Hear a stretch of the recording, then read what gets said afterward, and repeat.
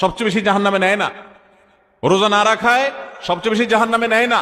ওয়াজ মাহফিলে না আসায় সবচেয়ে বেশি জাহান্নামে নেয় না। দান সাদেকা না করায় সবচেয়ে বেশি জাহান্নামে নেয় না। কোরআন তেলাওয়াত না করায় সবচেয়ে বেশি জাহান্নামে নেয় না। তাহলে কিসের সবচেয়ে বেশি জাহান্নামে নেয় মানুষকে?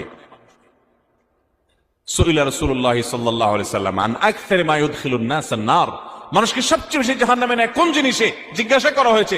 নবীজি বলেছেন দুই জিনিসে, আল ফামু ওয়াল ফারাজ, মানুষের জিহ্বা, মুখ এবং লজ্জাস্থান, এই দুইটা অঙ্গ মানুষকে সবচেয়ে বেশি জাহান্নামে নিয়ে যাবে। সবচেয়ে বেশি জাহান্নামে নিবে এই দুইটা অঙ্গ। নামাজ পড়ে, দাঁড়িয়েও আছে, কিন্তু ফেসবুকে তলে তলে জেনা করে, চ্যাট করে, এটা তো জেনা।